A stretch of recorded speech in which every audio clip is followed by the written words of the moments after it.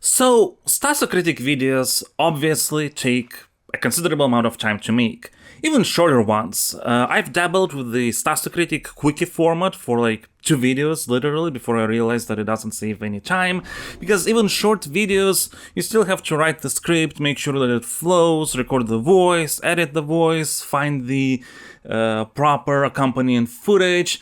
That all takes time. And there are a lot of games that I want to talk about, some of which I will never have time to make a Stasocritic video about, some that I do want to make a Stasocritic video about, but I don't know when that will happen, but I still would like to share my opinions. And I realized that, there's nothing preventing me from just opening up Audacity and just starting talking, putting some unrelated B-roll footage on top of that to act as visual noise, and that's it, releasing it into the wild. And if you want to hear my rambly, unstructured thoughts about a game, you can do so. If not, you can wait for the hopefully eventually releasing Stasocritic actual analytical video to come out. One note though is that, this kind of format will not involve any scoring, because I feel like the Stasocritic scoring system doesn't really hold weight without the whole properly structured, properly written analysis. It just feels weird. So, we're just gonna talk about different games in these, various videos. And the first one that I wanted to discuss is World of Warcraft.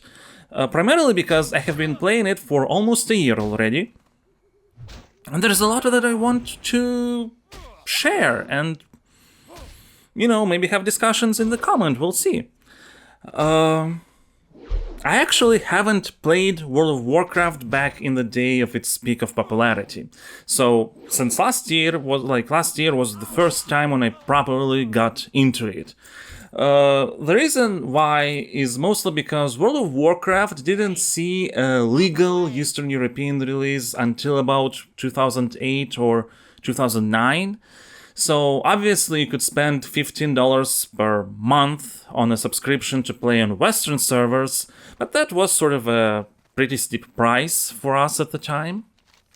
And when the game did release with regional pricing, I was really into the Lord of the Rings Online already. Well, first, I'm a much bigger Lord of the Rings fan than I am a Warcraft fan, and even though I liked the Warcraft RTS games and I played them all to completion, and they were some of my favorite RTS games of all time, in addition to Dune games and Age of Empires and what else was there,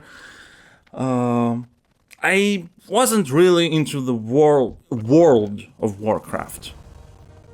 Then Hearthstone was released, and Hearthstone became one of my most favorite games ever, and it did prompt me to eventually try out the free trial of World of Warcraft, but somehow that didn't grab me, so I decided to not continue with that, and didn't play World of Warcraft. Now, last year in particular felt like a perfect moment to, get into the games and actually experience them, because of all these different versions of World of Warcraft that are available now or were available at the time. So when I started, there was obviously the retail version, there was the World of Warcraft Classic, and there was the Wrath of the Lich King Classic that transformed into Cataclysm Classic, that this year will transform into Mists of Pandaria Classic, sort of mimicking the whole expansion cadence of the, all those years ago. And then, of course, the 20th anniversary Fresh Classic servers, which I don't know how far they will progress, so I guess we'll see. And it's been really fascinating to sort of go through this whole evolution of World of Warcraft in this truncated manner, so to speak, because World of Warcraft in retail and World of Warcraft in its classic version, the 2004 versions, are entirely different beasts. They're essentially two different games. They're not the same game. And this is not typical for most live projects. Most live projects, especially online MMOs, they don't usually change fundamentally over time. There are exceptions, of course, but it's really difficult to change a foundation of a large beast once it's released. So even if there are new systems, change systems, new bad content, new good content, all that usually is not enough to fundamentally change the game even after 10, 15, 20 years. And for example, that's exactly what has happened with The Lord of the Rings Online. I have actually returned to The Lord of the Rings Online a year and a half ago for a while. And yeah, there was a lot of changed stuff. There were some quality of life features that sort of change the principles of how you interact with some parts of the game. There was tons of new content. Some of it was better than other. But at the core of it, it was still the same Lord of the Rings Online that I played during, its height. Well, during maybe not necessarily its height. I don't know how many players it has now. But during 2007, 2011, when I was active. But World of Warcraft, you can clearly see how these are just, entirely different games in their core, the modern version and the classic one. And I suppose the shortest way to sort of explain the difference is that World of Warcraft retail is much more focused on endgame, and World of Warcraft Classic is much more focused on the journey. And it's kind of ironic in a way, because even in retail, so far, I don't have any character above level 50. So I actually haven't experienced any of the raid content at all, but I have experienced pretty much everything else there is to the game so far, so I feel like I have enough to share and discuss. And the quality of content in World of Warcraft, the modern version, it's so much better than in Classic. Like, it's unbelievably higher. Like, there's been such huge advancements. Dungeons are fucking amazing. Class design is, the rotations, the abilities, the way you use them is so much better. Enemies and bosses are much more interesting. And yet, despite its very quick leveling curve, because it really wants you to get to that end game to experience even more of those bosses, dungeons, and stuff like that. I couldn't find the experience as compelling as the slower, clunkier, less advanced version from 2004. So, let's talk about it. Let's start with the actual classic version and then see, what makes it unique in comparison to the modern one and how it has advanced and what possibly has brought to, the changes that happened. So, when you first launch the classic 2004 World of Warcraft, you're met with a cutscene that sort of shows that, okay, this game is about you and your journey. Like, there is a brief explanation of the state of the world after Warcraft 3, and then the game shows all these, like, random-ass dwarves, night elves, tauren, of different classes, like, exploring, hunting, doing some stuff, and then fighting each other. Those represent players. It's like the game shows, okay, this is what you essentially can do in this world, so go for it. Which is already a stark contrast to how Warcraft handles intro cinematics when you enter a game after an expansion launches now, which are not about you, but are about these heroes important to the story, the other people, like Anduin, like, oh, he goes through his moody phase and whatnot, oh, Sylvanas does this, oh, there's Sourfang, and I actually don't know if Sourfang ever featured in intro cinematic, but I remember seeing a trailer with him. But whatever.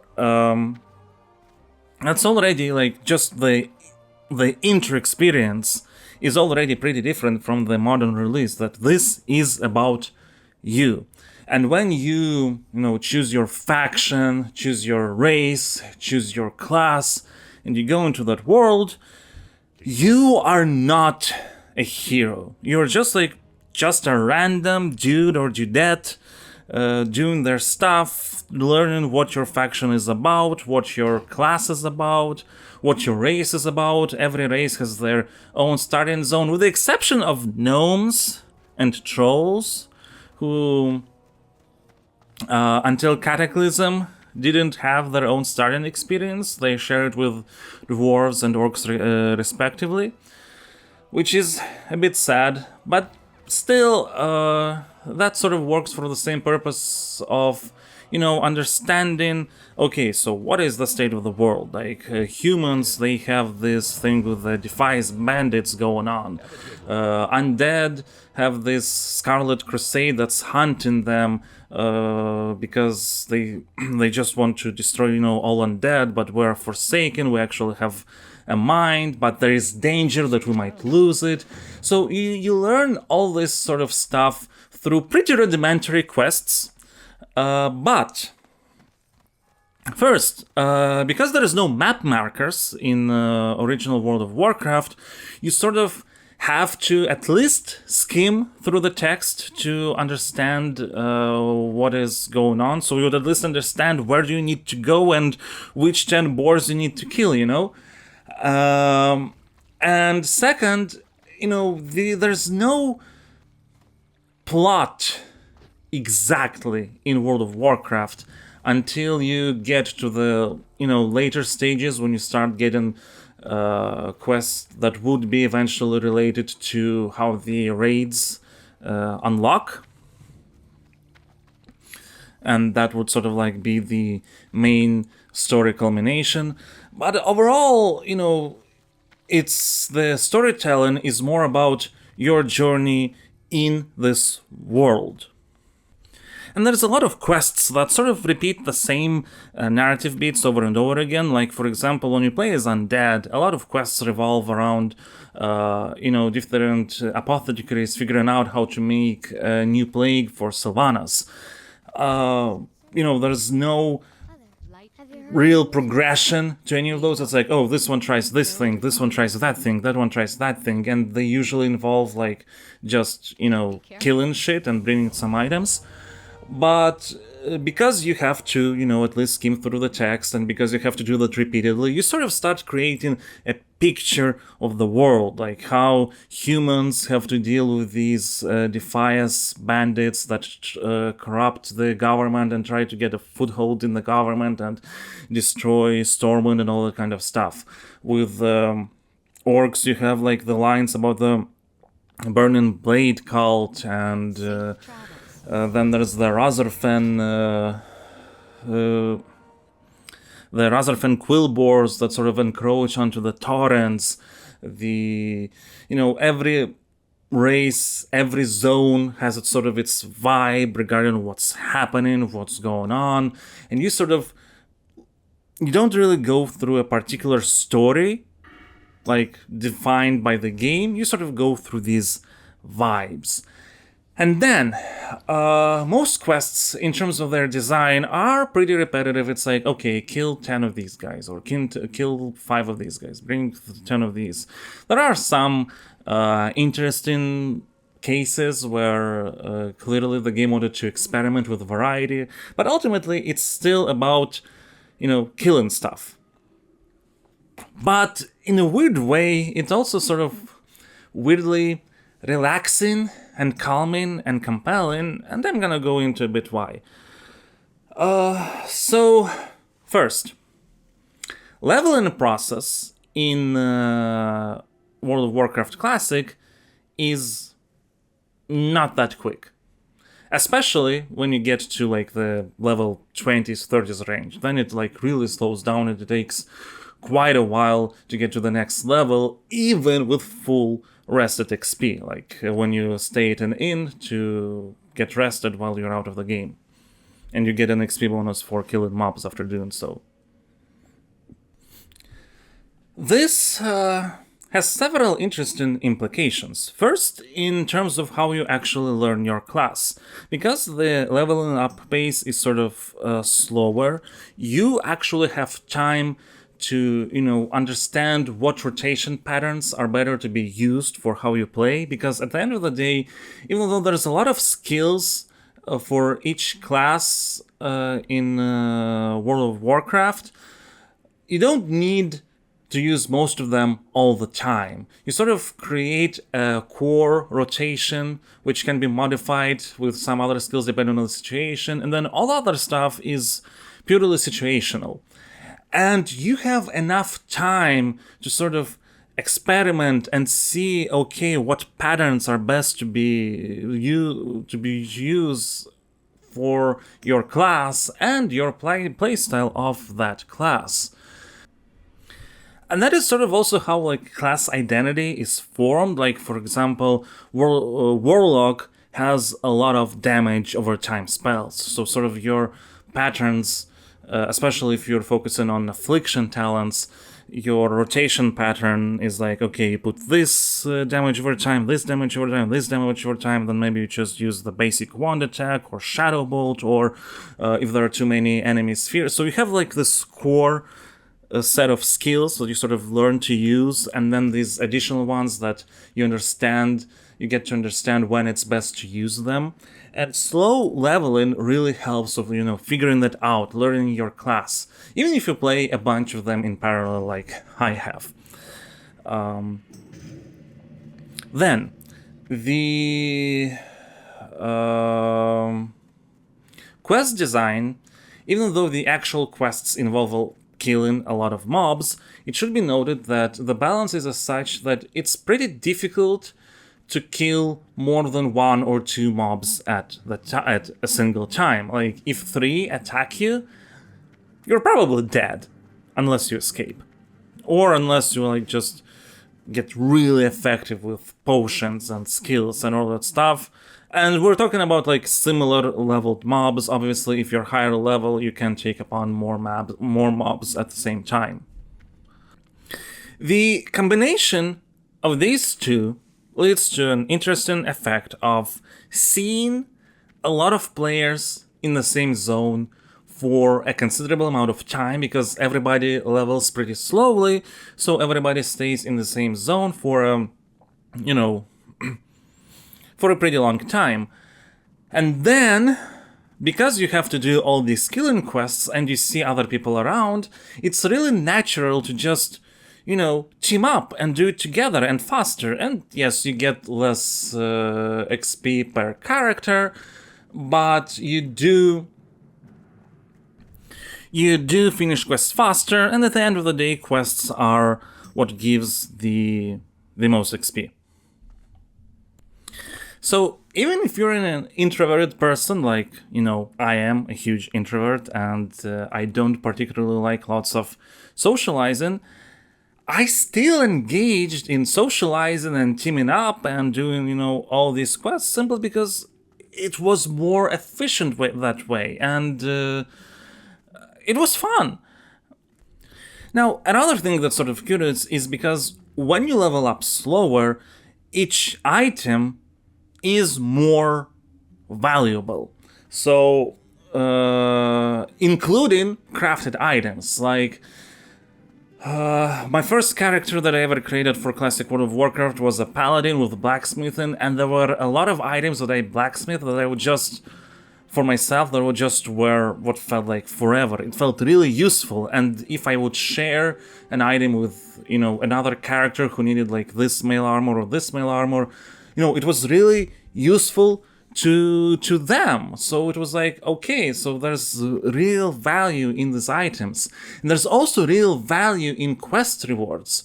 Like when you complete a first dungeon and get what's most likely your first blue rarity item, that item stays in your character at least for 5-7 levels.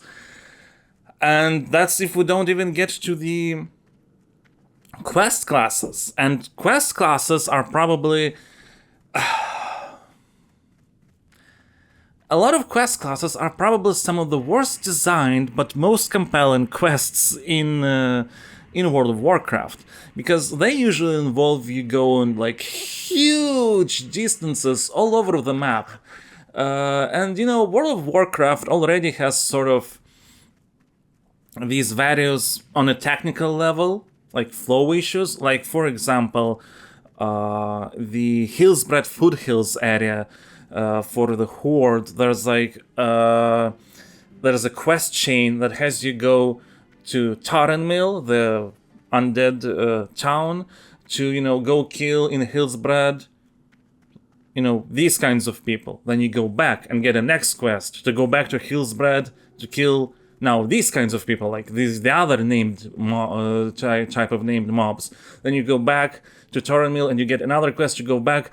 And this is this is a shitty flow if you look at it like in abstraction. You go back and forth, back and forth, back and forth. But also, during that quest chain, I've had like lots of socialization, lots of teaming up. I've helped some people helped me, because this has led to a lot of players staying in the same area for quite some time. Now, the class quests, they involve even more walking around, sometimes into enemy or enemy territories. Like for a quest class for Paladin, to get a Paladin mace, you have to venture into a dungeon that's not for Alliance at all. And Paladin in original World of Warcraft is an Alliance-only class, and you have to venture into Horde territory, Horde dungeon, to get an item that you need to eventually get that special Paladin mace. I had a person... I had found a random player who has escorted me through, helped me get through that dungeon just to get that item. It was great. I mean, it wasn't a greatly designed thing on a pure okay, this is not a particularly good design. It's not flowy. It's not it's too much friction. But, I got that mace at the end, after this whole journey. And then this mace is useful for 10, 15 more levels. So that friction combined with how useful the reward is has created a very, engaging overall experience, even though each particular part of it might not be that great on its own. And that's really what makes World of Warcraft 2004 special. It's that friction. I don't know how much of it is intentional, because one of the points of why World of Warcraft has become so popular is because it had less friction than most contemporary MMOs at the time. So World of Warcraft obviously had a goal of removing friction, but it still had enough of it that sort of pushed you to socialize, pushed you to keep teaming up with people, pushed you to learn your class very well as you play and level up. And even though I haven't reached a single raid yet, it's I don't feel like I need to play raids in World of Warcraft Classic to sort of create a full, complete experience. I already have tons of memorable moments from there, and I think I have completed, even though I have played several characters and, leveled up them lots, I think I've played only 4 dungeons? Now, let me think. I've played Deadmines, Ragefire Chasm, the prison ones, the Cades, the Shadowfen Keep, and that's it. I haven't played that many dungeons. Did I play that one? No, yeah, I have played only 4 dungeons in Classic so far. But I still feel because my experience was complete. And dungeons, one of the reasons why I didn't play that many dungeons is because they are pretty time consuming. You have to sort of reserve at least about 2 hours to sort of go through a dungeon. And I don't always have that amount of time. So usually when I go to World of Warcraft. I sort of do some, level questing, leveling, teaming up there, and only in very specific moments. Like I have lots of dungeon quests written down where I have to get a quest if I will have enough time to the dungeon, because there are dungeons that I can complete on level. I just don't have the time for it. But still, that doesn't really, hurt the experience. It was, it's still really fun to go through the classic, slow, but with a lot of friction, but overall compelling and engaging journey. Now, I haven't played Burning Crusade yet on its own. There will be a Burning Crusade server coming out at the end of this year, but I did try Wrath of the Lich King Classic, and the level experience there sort of sucks. I never reached Northrend in Wrath of the Lich King Classic. So here's the thing. By the time Wrath of the Lich King sort of ended, different quality of life features sort of started appearing. One of them is quest markers, showing like where can you get quests and where do you need to complete them. Sort of you always see that on the map, so you don't even need to read exactly anymore what is written. Everything is there on the map.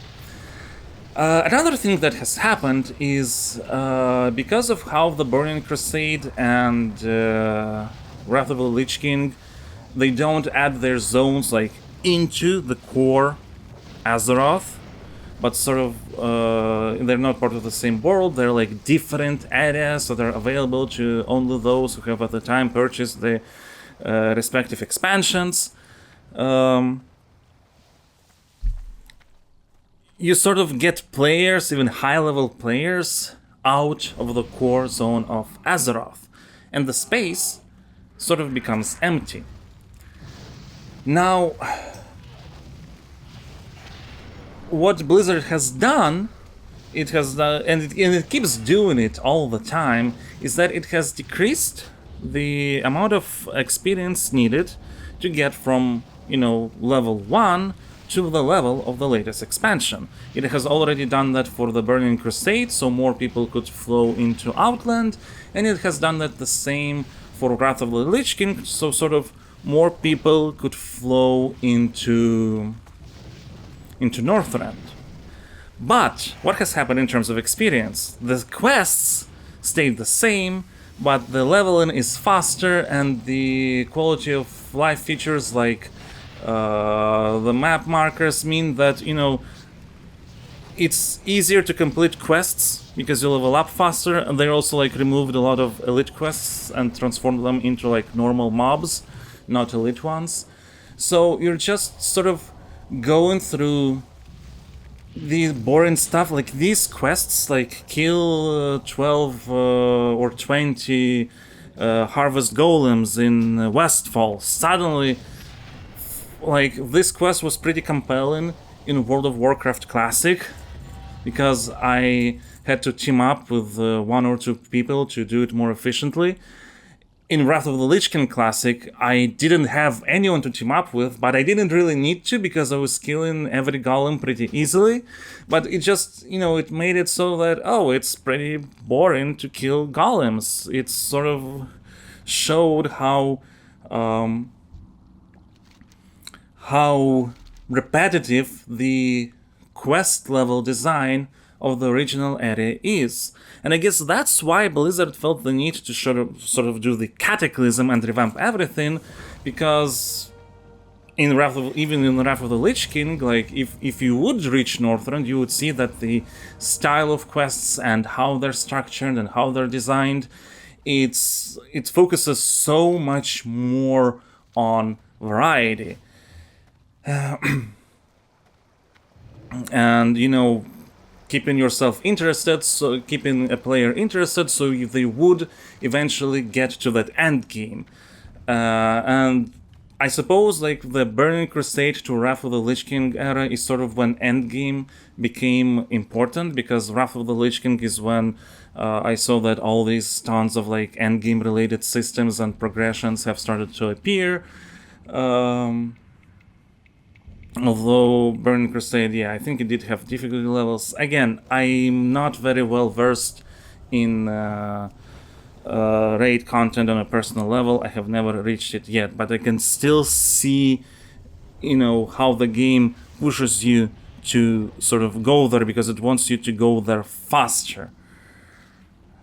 Because that's the core now. I suppose Blizzard saw that, okay, the people who keep doing the raid content, the endgame content, are technically the most engaged ones, so we have to keep them in. But as a result, that has hurt the leveling experience. And Wrath of the Lich King even has added a feature of like the heirlooms, so that you could give to your high level characters could give to low level characters, so you could, I think it's Wrath of the Lich King that did it, so you could level up even faster and sort of like ignore all this boring leveling journey stuff that you need to do over and over again. So, from that perspective, I understand why Blizzard decided to shake things up considerably with Cataclysm and redo the whole Azeroth. And Cataclysm, in a way, is sort of like the start of modern Warcraft as it is. But also, I feel it's at that point where it's a nice middle ground. It's probably a controversial opinion because I know tons of people hate Cataclysm, but I also have, opinions on that here. A lot of people cite that, Wrath of the Lich King was at its peak in terms of subscription amounts, and then subscriptions started diving out in Cataclysm. So Cataclysm is the game that has hurt World of Warcraft. But the way to read subscriptions is that when you see subscriptions rising, it's not, the game gets this amount of people and they stay in the game all the time. It's the game has more people subscribing per month than it has unsubscribing per month. So during the World of Warcraft and Burning Crusade era, the game had much more people subscribing regularly than there were unsubscribing. But in Wrath of the Lich King, the amount of players has pretty much plateaued at 12 million. So this means that the problems have started there. That more people started unsubscribing per month than they were subscribing. And I suppose, Cataclysm, it just didn't really fix the core issues of World of Warcraft remaining endgame focused than journey focused. And honestly, the focus on the journey, it's much more casual friendly than the focus on the end game. And if you want to have massive amount of people, you obviously need to also engage not necessarily hardcore, but pretty casual audience as well. But at any rate, I do feel like Cataclysm has sort of a very nice middle ground out of pretty much between the classic Warcraft and modern Warcraft, in that every zone has sort of a standalone quest and experience, but they also sort of tell stories. There's also this aspect of you sort of learn about your faction, you get to know more about your place in the world and what you do, and the leveling is quicker, but you still have enough time to sort of figure out your rotations and stuff like that. And a lot of skills were fully redesigned. Talent trees were also fully redesigned for Cataclysm. They were simplified, but I think that in combination with glyphs has sort of made has sort of created also a very nice middle ground in that, okay, at first you can focus only on one talent tree, but then you can already through glyphs start doing these fine tunings if you're, you know, a more hardcore player interested in your like build set. And that's sort of like made it easy to grasp everything and also like learn your class as you go. You know, enemy design sort of, you know, it's also more interesting in Cataclysm than it is in Classic. Dungeons and bosses, you know, the original Classic dungeons that were redesigned, I find them from purely design perspective more compelling than their original Classic versions. Like the mobs are better, the bosses are better.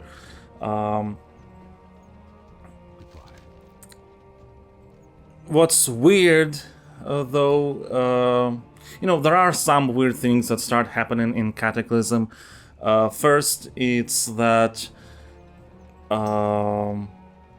know, a lot of zones, some zones are connected with each other through plot lines and characters. Some are not, so it's sort of like all hit and miss. Then there's like a lot of stuff that is set up but abandoned. Like for example, the Worgen have an amazing starting experience. Like it's like, I mean, it's really cool how you the Gilneas gets attacked by Worgen, and then you get beat and you transform into Worgen and you sort of have to deal with that, and then nothing happens with it ever again in the leveling experience. Like, even though that's like a core new race, not like there's no consistency in which plot lines are followed, which are not. So I'm not saying Cataclysm is perfect, it has problems, but I really enjoyed it for what it is, like this middle ground between like the classic journey-focused Warcraft and the modern, let's get to the endgame quicker format of Warcraft. Even though you don't really need to team up there, and there's the dungeon finder that was introduced in Wrath of the Lich King actually, and it sort of removes the social aspect of you know, teaming up for dungeons, and dungeons are much quicker experiences, and you can level up doing only dungeons if you want. Like, you don't really even have to go through the quest zones. And there's this weird thing of, okay, the Cataclysm zones, the new Azeroth zones, have sort of progressed the timeline forward, but then the Outland and North End, they remained in their past, but you still have to go through them to get to the Cataclysm 80 to 85 zones. And it's like, well, why not just scale the level and experience of the original zones and just not have those, you know, new players who start in new Cataclysm to go through the old zones back in time. Like, you could just, instead of them being 0 to 60 zones, it could be 0 to 80. You know, there's weird stuff. But I find that, you know, every class in Cataclysm still has their own identity, even with like the streamlined talent trees. I really enjoy it, you know. I always, when I get to the Cataclysm Classic, I enjoy it. I don't know what will happen with Mists of Pandaria, but I've researched what Mists of Pandaria has added, and you can sort of see how, at that point, I suppose Blizzard started realizing that, you know, journey, when you get to the endgame too fast, there's not much to do besides endgame. So they've started adding the side systems, like the pet battles in Mists of Pandaria. Then in Worlds of Draenor, they added the what was it? I haven't played it, I just researched it. Garrisons. Then in Legion, there was like the weapon, legendary weapon, something, I think, I don't know. But so all of these games had the side systems that were sort of become useless when the new expansion comes out, because a new side system is now needed. And that is sort of this side effect of funneling players as fast as possible through the leveling experience, which with each expansion would become faster and faster. Like pretty much every expansion would cut down the amount of levels needed from level 1 to the minimum level for the new expansion. Again, because it's so endgame focused. And the content, well, even if it's great, it's sort of like, okay, well, why does the level and experience matter? And I think this is why Warcraft has had issues capturing like a larger player base, because the farther you go into modern Warcraft, the more it's not clear why level and why more than half of the game matters. It's weird. And then there were like the new starting zone. Okay, I'm starting rambling, so let's talk about modern Warcraft for a bit. I've played the first time I've tried retail modern Warcraft as a subscriber was before the War Within expansion came out. So the Dragonflight was like the 60 to 70 level experience, and Battle for Azeroth was like level 10 to 60 or something like that. And there are a couple things that are weird from my perspective. First, there's a new starting zone that's mandatory for all new players. Like if you already had a character, you can't select a different starting zone. But if you're a new player, you all have to go through the same starting zone, Exile's Reach. And first, it removes the whole class, race, identity aspect, because everybody has to go through the same thing, so new players don't learn anything about the world at all. Then I think it's actually quite shit at teaching what's the class about, because you level up to level 10 so fast in Exile's Reach, and each level there's like a new skill, because in Mist of Pandaria, starting from Mist of Pandaria, you don't need to visit skill trainers to purposefully purchase skills and put them in your skill tree to at least read what it does. Skills just appear, and because leveling is so fast, skills appear all the time, and you don't get to understand what they're doing. It's like, oh shit, I have this now, and it's just mind-boggling, even for myself, who by the time I tried, the retail version, I already had experience with all these classes in their previous iterations in Classic, Wrath of the Lich King, and Cataclysm. But I got into retail, and I was just fucking confused. I was like, what the hell is all this shit? And then you get to the actual leveling zones, and stuff scales with you, so you don't actually feel any power appearing. In fact, the more you level, the weaker you feel, because it's actually the way things scale.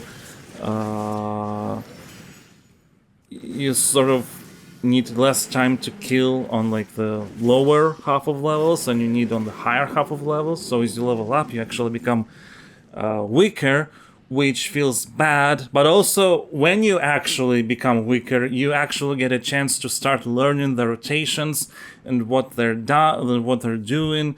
And by the time you get to level 30s, you sort of like start getting into the groove of what your class is about. But that is if you spend like 5-7 hours going through all that and sort of trying to compartmentalize all this shit that's thrown at you. And I'm not even mentioning the talent trees. I think the new talent trees, like, again, just from a pure abstract design perspective, they are more advanced and better for like class variety than Cataclysm talent trees. Although I do think that, but Cataclysm, for example, I dropped a bit. But basically, the purpose that Cataclysm did with like its combination of talent trees and glyphs, basically that is all put into single huge double talent tree system, starting with Dragonflight, and now it's there. And again, half of the talent trees are new skills, so you're getting even more skills into your arsenal. It's like, how the hell do I use them? And again, eventually you do learn, and it's enjoyable, and it's actually very well designed. But I'm talking about the experience of getting all that in. That's not the good kind of friction. That's like a different kind of friction, the confusing friction. Like, original World of Warcraft has friction in terms of, okay, it's actually very easy to learn, but you need time. Like, the friction is time. You need time to sort of do everything, and then you can talk with other people to sort of save time.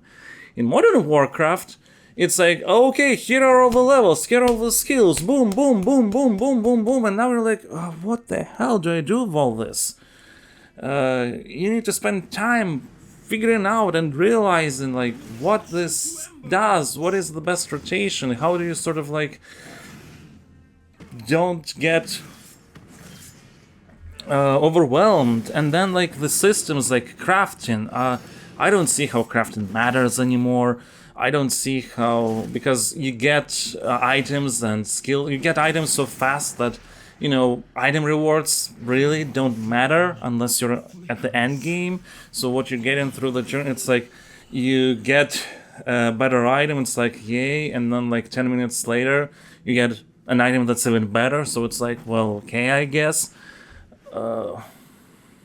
Leveling doesn't matter in modern World of Warcraft, but it's still a considerable part. Like, it's not removed. It's like,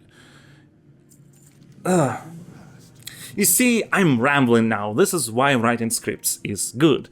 But also, you can see how I'm confused about Modern Warcraft and why I don't feel as compelled to sort of go through it, even though the content is better, the classes are better, the design is like, a lot of elements in Modern Warcraft are better, but it's just, first, not as compelling. Second, it's too quick. Like, it needs to be slowed down, I feel. Like, I think it's too fast. Then there's the new dragon riding system, and by the way, Dragonflight is now the core 10 to 70 level experience. And then the dragon riding system, I don't see players like at all, pretty much, because we're all flying and somebody is somewhere for like 5 seconds and then they fly away. It doesn't really feel like a social experience. There's a good quality of life feature in the sense that if two people attack the same monster, they both get the experience and the items. In World of Warcraft Classic, it's like, if somebody tagged the monster first, unless you team up, there's no way to share the loot or experience. So, this sort of removes that friction, but it also removes the socialization, because you don't really need to team up to do something anymore. It's just like, oh, you just kill, tag, go, move on. Double tag, I mean, because, it's everybody gets the loot. I don't know, it's weird. And once you reach level 30s, like level 30s, 40s, I do feel like getting into the groove of, okay, I've learned my rotations, I know what to do, I'm not confused now. But by that point, it's sort of like not the same, because when I did get into the groove, what I realized is that, oh, okay, I just have to like waste time doing content that doesn't really matter for the game, because it wants me to spend as less time as possible in there. And then the storytelling is entirely different. Like, you go into these modern World of Warcraft expansions, and it's not about you anymore. It's not about your journey through the world. It's about other people, and you're there sort of for the ride, I guess.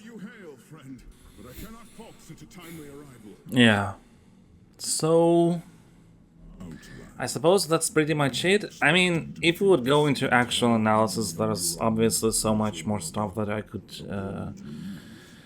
talk about, from like the quest design principles, but in this sort of like overall thought format, you know, if we're to sum everything up, World of Warcraft Classic is this clunky and janky in terms of design, but compelling in terms of actual, you know, an experience journey that feels very rewarding because of how much friction there is, and how overcoming that friction nets you something that, you know, stays for a long time, and how useful everything is, like the crafting, the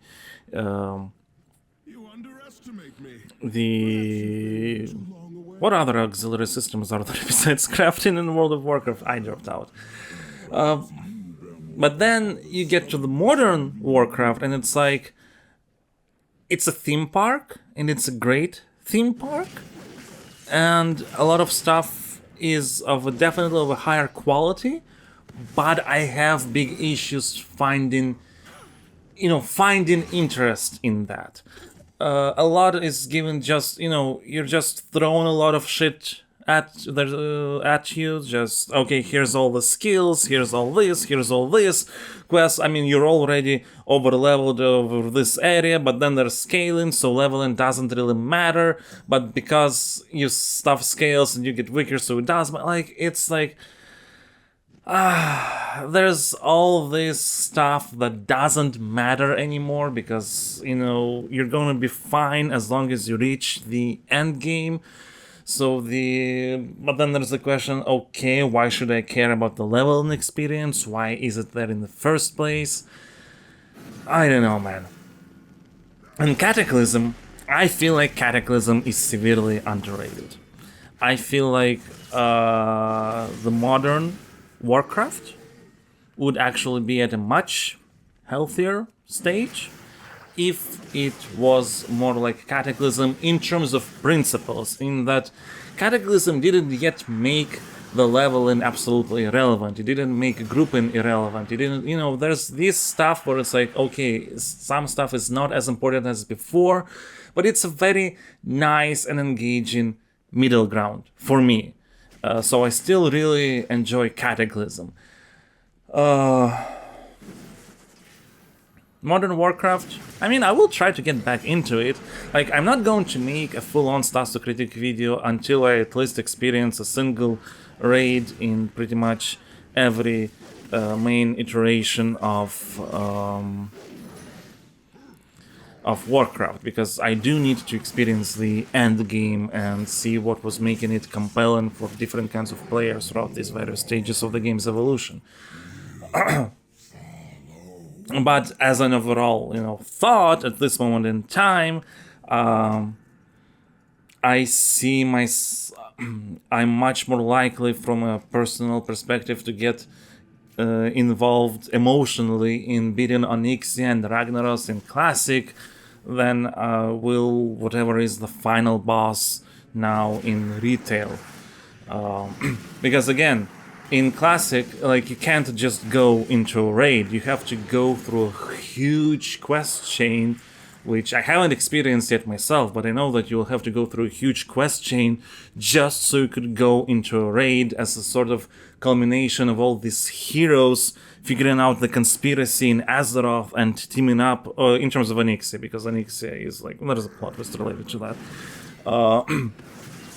And then teaming up as people to bring her down. It's sort of like the story about this. Again, it's your journey. It's like, okay, you have leveled up, you have teamed up, you have defeated her.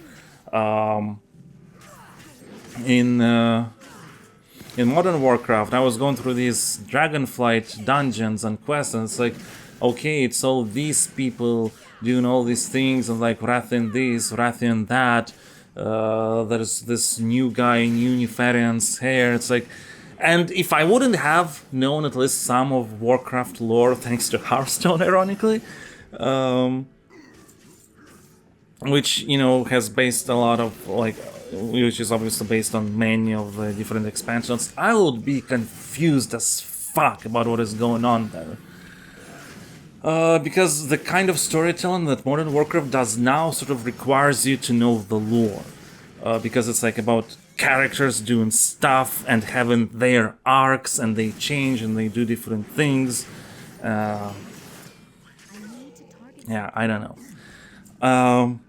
Anyway, I see that the timing for this is 55 minutes, so if you have managed to listen to me for 55 minutes rambling about Warcraft in an unstructured way, well, I thank you for doing that.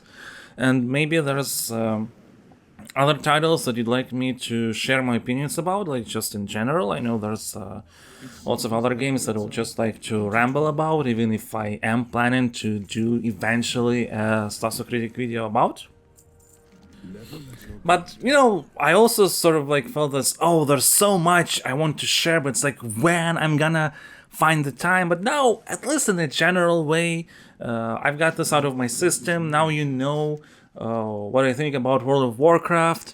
And I know that some of you know that I have been planning for a World of Warcraft video for a long time. But now you don't have to wait to know exactly what I think, what I feel. And yeah, eventually, hopefully, I will have like a proper analytical, focused thing with a proper Stasocritic score. But for now, yeah, I shared my thoughts. Maybe we can continue the discussion in the comments, because I'm sure there's like a lot of stuff that I have missed, or maybe something that I have not elaborated on. But at this point, you know, the problem with unscripted nature is that I sort of don't remember exactly which points I have mentioned by this point. And if I start, you know, checking what I have recorded and seeing what points I've done, then that sort of removes the main nature of simplicity of the format, and I start editing and seeing what stuff I need to say, what I need to talk about. I still feel like overall I've transmitted my points well enough, and I hope you've enjoyed listening to me. So, yes, thank you, and I'll see you in the next thought opinion about a game, or, you know, a proper Stasocritic video, depending on which comes first. Bye.